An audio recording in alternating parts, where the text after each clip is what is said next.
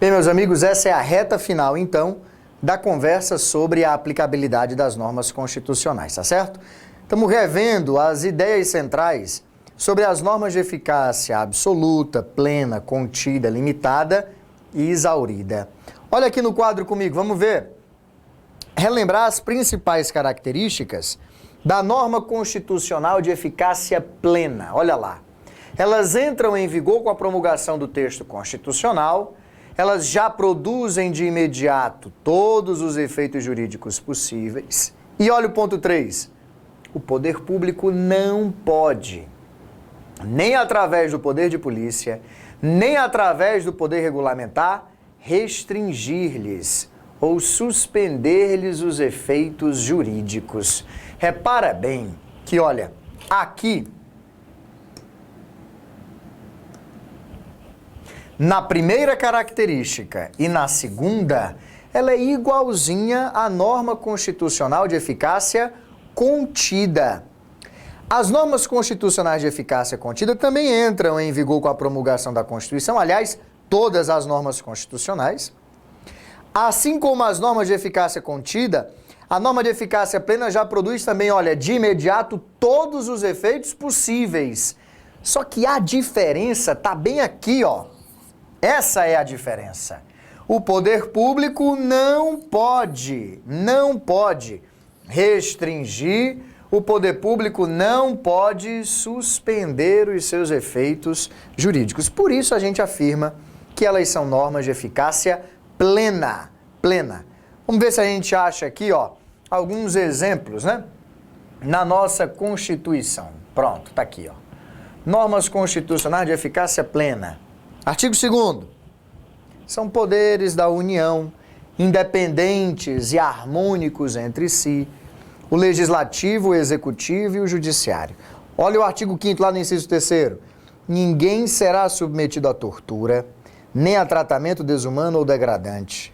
Olha o parágrafo 4º do artigo 17.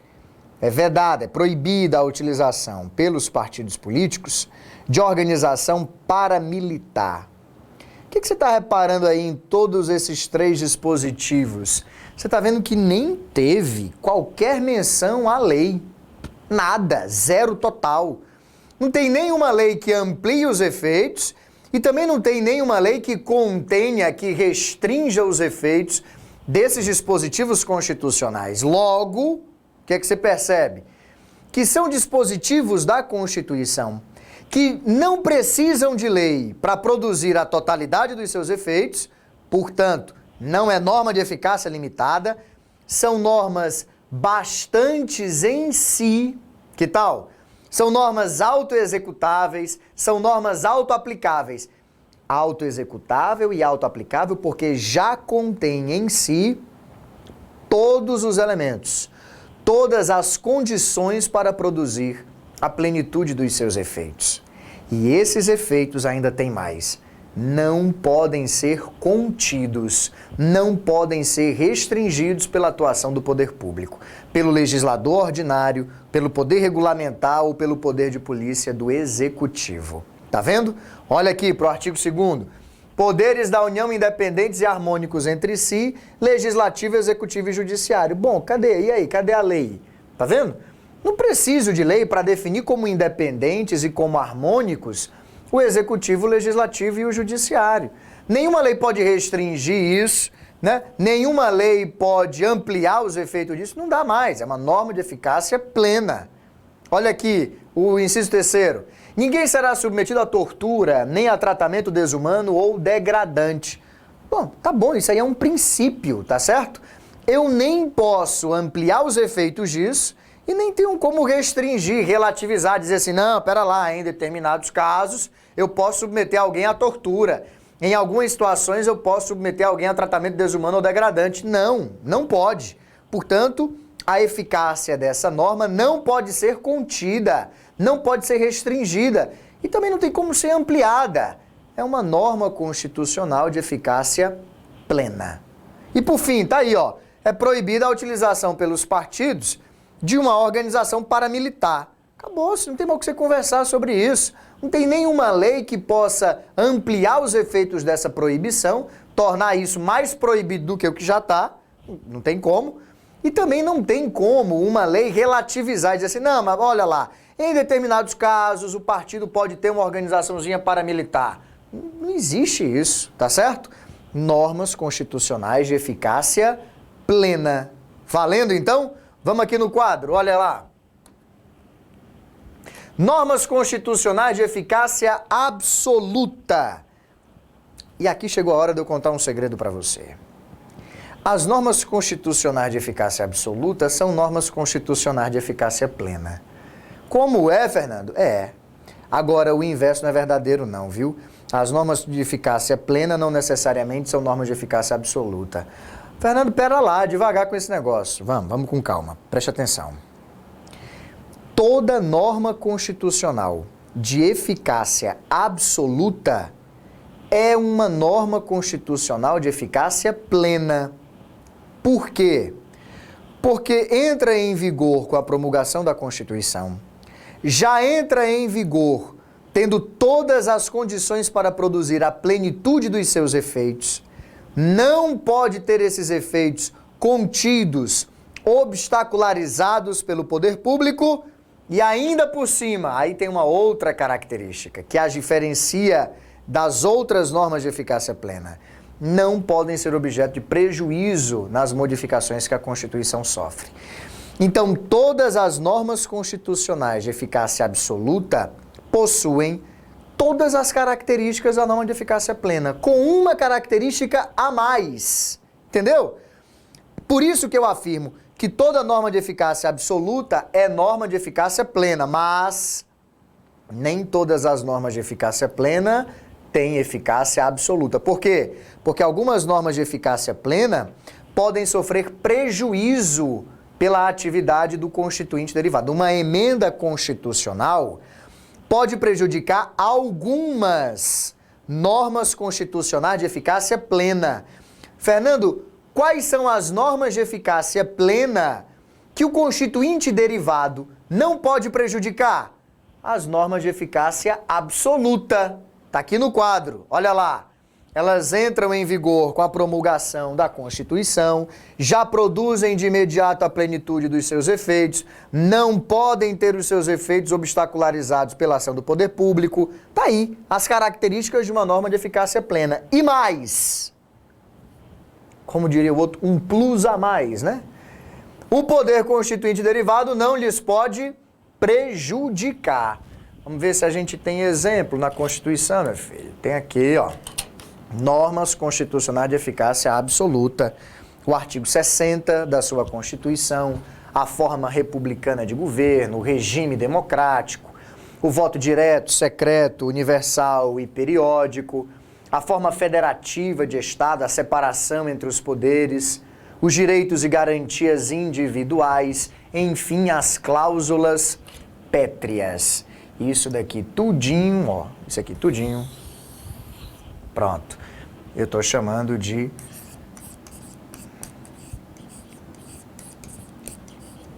cláusulas pétreas. Cláusulas pétreas.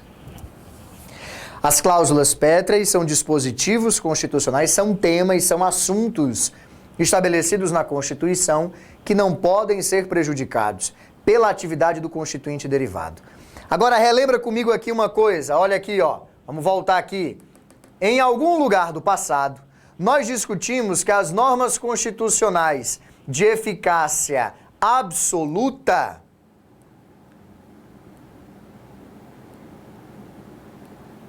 vamos lá achar esse negócio. É um negócio difícil. Tá aqui. Discutimos que as normas constitucionais de eficácia absoluta,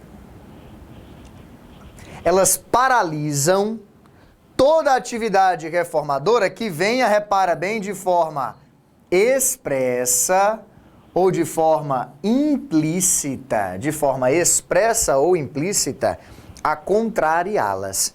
Nós dissemos que eram normas constitucionais que tinham supereficácia, Que diabo de supereficácia é essa? É o efeito paralisante que elas exercem sobre o constituinte derivado, sobre o poder de mexer na Constituição. Repara bem o prejuízo a dispositivos expressos ou tácitos. Sabe por quê? Porque olha no quadro. Agora que a gente já conversou o suficiente sobre o assunto, a gente percebe que nem tudo isso que eu coloquei no quadro como exemplo de norma constitucional de eficácia absoluta está lá nas cláusulas pétreas expressas na Constituição. Repara o que eu estou dizendo. Está lá, mas nem tudo está expresso na sua Constituição. Tudo isso é cláusula pétrea. Mas olha, isso daqui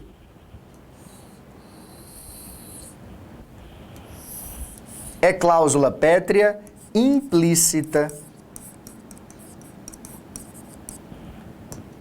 Já isso daqui é cláusula pétrea expressa. Você vai ler o parágrafo 4º do artigo 60 e o que vai estar dito lá é que não pode ser objeto de deliberação emenda constitucional tendente a abolir a forma federativa de Estado, a separação entre os poderes, o voto direto, secreto, universal e periódico, os direitos e garantias individuais. Veja aí no quadro, é a parte de baixo, tá vendo? Cláusulas pétreas expressas, normas constitucionais de eficácia expressamente absoluta. Mas olha para cá, seria irracional você permitir que o constituinte derivado, gente, pudesse mexer no próprio artigo 60, que é quem estabelece os limites. É como se você pegasse uma criança e dissesse assim, olha, fulano, você hoje está de castigo. Sente aqui, você não vai sair desse lugar, não vai jogar videogame, não vai brincar na rua, não vai fazer nada, vai ficar aqui de castigo. E ato contínuo você dissesse assim, mas tem mais. Você pode, na hora que quiser, mudar o seu castigo. Ora, pô, você não deu castigo nenhum para essa criança, entende? Seria irracional permitir que o poder constituinte derivado pudesse alterar as limitações que o constituinte originário lhe impõe. Então, o artigo 60 é uma cláusula pétrea, implícita na nossa ordem constitucional. Da mesma forma que a República e a democracia. Veja, o titular do poder constituinte não é o povo. Veja aí o preâmbulo da sua Constituição. Nós, representantes do povo, reunidos em Assembleia Nacional Constituinte. Então, a origem do constituinte, a origem do poder que criou a Constituição é o povo. Todo o poder emana do povo. É isso que faz da gente uma república. Aí tu imagina que aparece depois, então, uma mudança na Constituição propondo a volta da monarquia, quer dizer, tirar a origem do poder do povo e atribuí-la a um rei, a uma dinastia, a Deus. Não faz sentido isso, gente. Falando, mas não teve aquele plebiscito? Teve. Vamos já conversar sobre o plebiscito. Tá na fila aí, tá na ponta da agulha, tá certo? E por fim, a democracia, pelas razões que eu comentei com você num vídeo anterior. Não faz sentido o constituinte originário pensar uma Constituição para restabelecer a democracia e vir uma emenda à Constituição prejudicar o regime democrático. Então, o próprio artigo 60, a forma republicana de governo, o regime democrático de governo, são normas constitucionais de eficácia implicitamente absoluta. Fernando, e aquelas normas constitucionais de eficácia exaurida? Tá aqui, olha lá. Norma constitucional de eficácia exaurida é o que você quer, tá aqui, hein?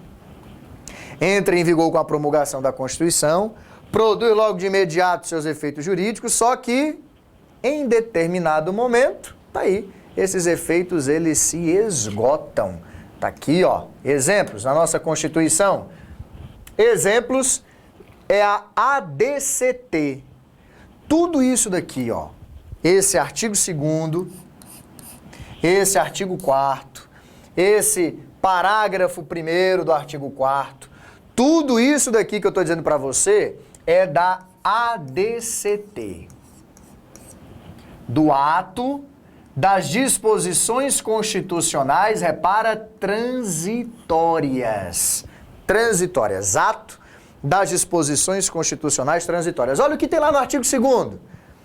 No dia 21 de abril de 1993, o eleitorado definirá, através de plebiscito, a forma e o sistema de governo que devem vigorar no país. Pronto. Ó, eu vou até te adiantar. Esse plebiscito que aconteceu no dia 21 de abril estava previsto inicialmente para o dia 7 de setembro. Aí uma emenda constitucional antecipou isso para o dia 21 de abril. Olha para o quadro. Depois do dia 21 de abril de 93, quando nós votamos no plebiscito, quer dizer, nós é muita gente, né? Muita gente aí nem era nascida ainda em 93, né? Bom, enfim, quando em 93 nós votamos no plebiscito, e foi um plebiscito muito engraçado. Você que não lembra desse plebiscito não sabe o que perdeu. A propaganda da monarquia era algo assim hilário. Bom, mas depois do dia 21 de abril de 93, se exauriu ou não a eficácia desse artigo 2º. No dia 22 de abril, acabou-se. Esse artigo 2º perdeu o sentido, se esgotou. Produziu todos os efeitos que era possível de ser produzido e se encerrou ali, se esgotou. Olha aqui esse outro dispositivo, o artigo 4º. O mandato do atual presidente da República, atual? Não estamos falando do Lula e nem da Dilma não, tá certo? Estamos falando de 1988. Estamos falando aqui do mandato do Sarney. O mandato do Sarney vai terminar no dia 15 de março de 1990. Acabou-se. Veja, no dia 16 de março, esse dispositivo constitucional já, cumpriu a sua meta, já fez o que tinha que fazer, já se esgotou, a sua eficácia já se exauriu. Olha aqui o parágrafo 1º.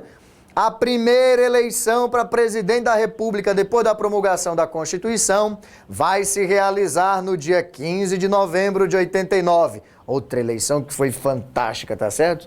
Você que não estava lá não sabe o que perdeu. Hilária também essa eleição de 89, além de histórica, né?